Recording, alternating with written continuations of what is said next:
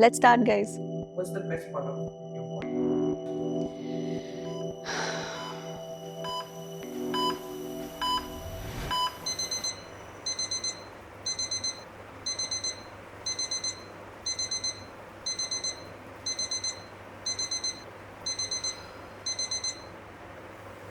There are days I wish I could wake up and go for a run.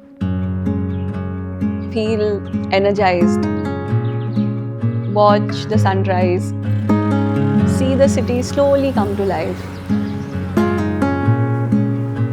But during a flare up, my body doesn't allow that.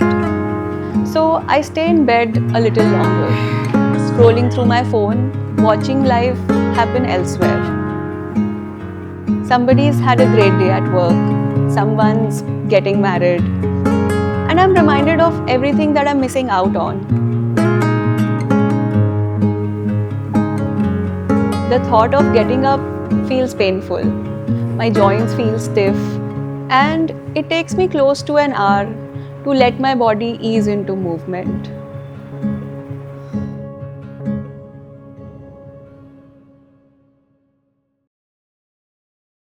I've come to accept that my work often has to take a back seat. On days when I'm working from my desk or shooting while seated, things are more manageable. And it has to be done by you. But on location shoots are different. They easily last for 6 to 7 hours, and in that time, I'm constantly moving around, holding the camera, adjusting setups, shifting things around.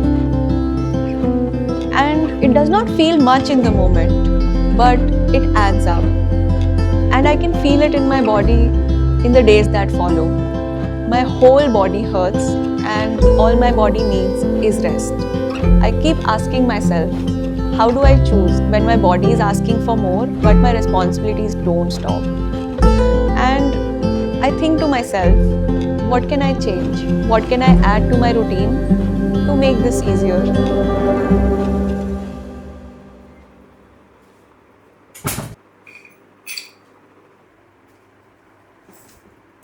When I get home, I slow down, trying to relax and recover from the day.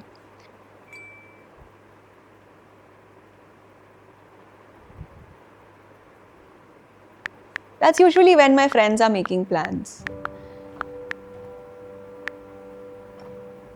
Most times, I choose to stay back because even if I go, I won't really be present. And that brings along its own kind of fear that maybe they'll stop asking me, that I might slowly drift away from them. So, what scares you the most? What scares me the most? I'm 25. I always imagined I'd be full of energy, living the life I dreamed of as a kid. But learning about the comorbidities linked to psoriasis, it has really shaken something inside of me. And the thought of conditions like diabetes, heart disease, it's hard not to think about where this could lead. It has made me pause and think about how I want to live.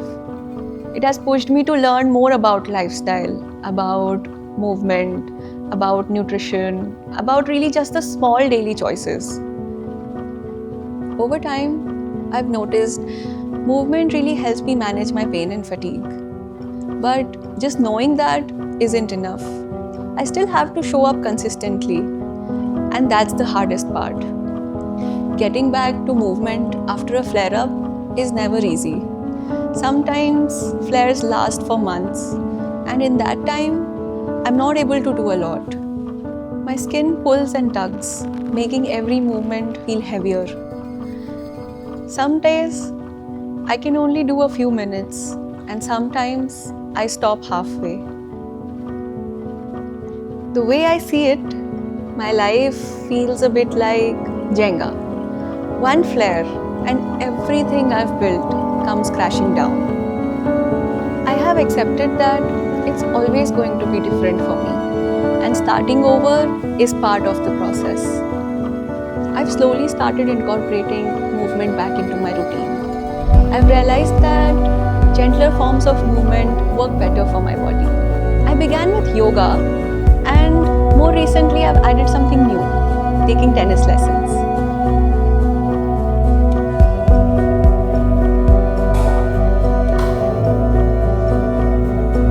In small ways, I do see a difference. My energy feels a little more stable now. The fatigue hasn't disappeared completely, but it feels different. Almost like my body is not resisting anymore. More than anything, it's been a shift in how I think about myself. I've also started paying attention to what my body needs, slowing down when I need to, and being a little more intentional with how I take care of myself. The journey hasn't been linear. There are difficult days and setbacks, but I've learned to come back to it without as much fear. If there's one thing that I've understood through all of this, it's that it's okay to feel limited sometimes. And it doesn't have to mean that I've lost everything. Because every time I return, my body remembers. And maybe it's not about becoming strong overnight. It's for the life I want to build and the future I still believe in.